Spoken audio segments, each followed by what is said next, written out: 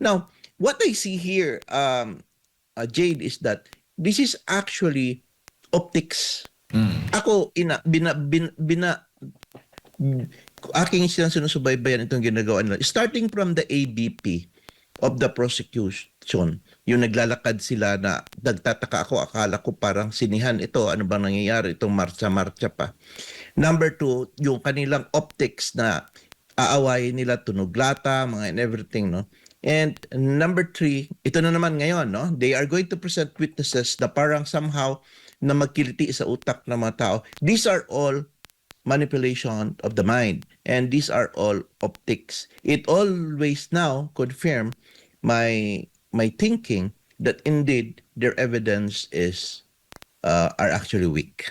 Parang Opo, attorney, kabilang po sa ipipresenta daw ng prosecution, House Prosecution Panel, kaugnay nga po dito sa impeachment case ni VP Sara, ay itong si Mary Grace Piatos at maging ang kanyang sheriff na sinasabing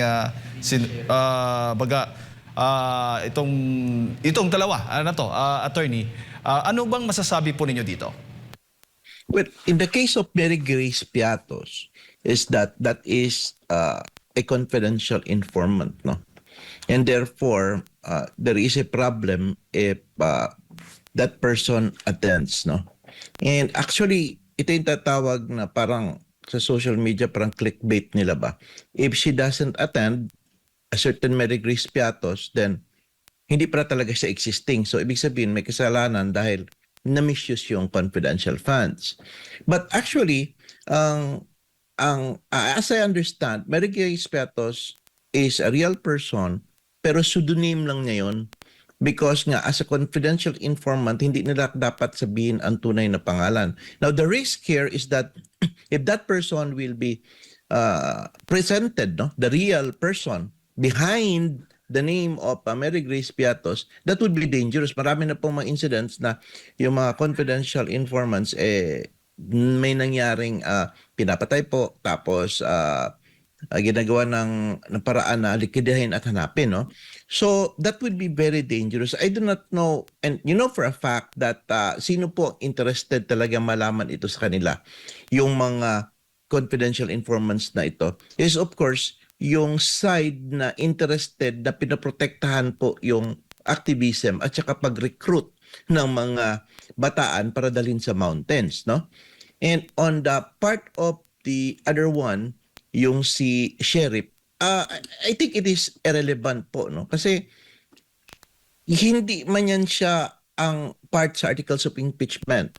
Ala man siyang connection sa allegedly sinabi ni BP Inday Sara about this threatening a high public official, no?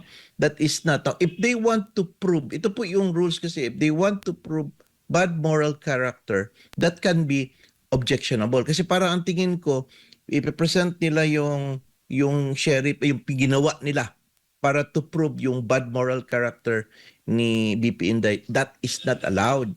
Meron pong proceedings or rules on how to object on that. Because you have to, aside from that, you have also to contain only on the allegations stated in the articles of impeachment. Outside than that, that is objectionable.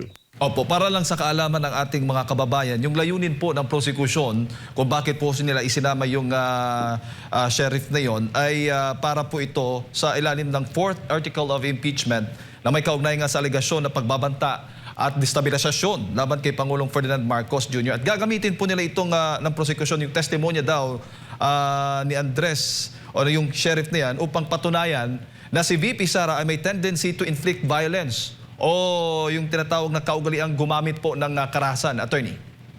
Yes po. Yan po yung talaga yung tinatawag nating they are proving a bad moral character, no? Under the rules of evidence, that is objectionable kasi you cannot, unless kasi po that the other party or si VP Sara is alleging that she is a good person, that she has not done that, in order to impeach it, pwede nila i-present yung sheriff din to prove yung tendencies, no? But aside from that, of course, that is one. And aside from that, of course, is the fact that that is not relevant to the main issue on the Article 4, no? Ay, yung the fourth Articles of Impeachment Complaint. Now, I think, and the moment that they will say, Your Honor, we are ready with our witness and we are presenting the sheriff, the purpose of the testimonies are as follows. Magtatanong man yung impeachment court, any comment or objection, we object to the presentation of this witness because his testimony will be irrelevant, Your Honor, and not included in the article of impeachment number 4. So magro-rule po ang Senate niyan. So that is an issue whether or not to allow this person to testify. Kasi irrelevant po talaga eh. Wala talaga siyang connection dito sa pinagsasampa ng mga kaso sa kanya. Kasi tinutukoy nila itong si Abe Andres na court sheriff noon na sinuntok ni VP Sara noong Hulyo ng taong 2011 nang siya pa'y mayor pa. Mayor ha, hindi po vice presidente. Yes. Si vice president sa Davao City. At kung aalamin mo, nangyari po yung panununtok dahil nga o matapos nga ituloy yung demolisyon sa kabila po ng hiling ng alkalde na magkaroon ng palugit ng 2 oras, attorney. So ang tanong ng ilan, impeachable ba ang panununtok kahit nasa taong 2011 pa yung nangyari at hindi vice presidente, mayor pa lamang po noong panahon na yon si si Sara Duterte? Alam mo, Jade, alam ko yan eh. Because I was there at that time and alam ko ang whole story about that, no? The VP Inday Sara was just the mayor that time was only asking to delay because she's going to talk to the people na meron ng court order, final na ito, you have to leave and everything. Eh hindi makatiis, no?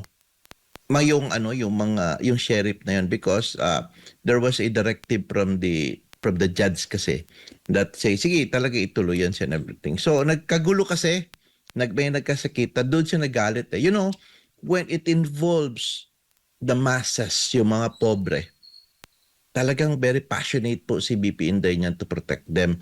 Well, it is true that probably the processes they have to live. But all she wanted that time was to make it peaceful because if she will be there, susunod yun sa kanya yung mga tao eh. Sabihin na, okay, dahan-dahan tayo, maglipat tayo, tapos mapakiusapan at magawa ng paraan. Now, with respect to your question on whether or not this is a matter that is part of the impeachment complaint, of course not. Because alam mo po, pag meron po tayong articles of impeachment at nakasaad po doon sa 4, no, na 4 corners of that articles of impeachment na ang nirereklamo is yung alleged threat against the President BBM, no? Doon lang po tayo mag-confine. Any in all matters that happened before, after, or not relevant to that case is not allowed. Now, the only thing that I see is that if ang defense po ni BP Inday Sara on that particular impeachment is saying that I'm a good person. I haven't done that before. She will prove her good moral character. Then the prosecution may present evidence to prove her bad moral character. Yun po ang point no, para lang somehow may tendency. Pero without which, na sila lang ang gagawa noong presentation ng sheriff is that is a case that is objectionable. Hindi po yan siya papayagan. So yun po ang rules. No? Medyo technical yung rules and evidence. Now, what I see here, Jade, is that this is actually optics. Ako, aking sinusubaybayan itong ginagawa nila. Starting from the ABP of the prosecution, yung naglalakad sila na nagtataka ako, akala ko parang sinihan ito, ano bang nangyayari, itong marcha-marcha pa. Number 2, yung kanilang optics na aawayin nila, tunog lata, mga and everything, no? And number 3, ito na naman ngayon, no? They are going to present witnesses na parang somehow na magkiliti sa utak ng mga tao. These are all manipulation of the mind, and these are all optics. It always now confirm my thinking that indeed their evidence is are actually weak. Parang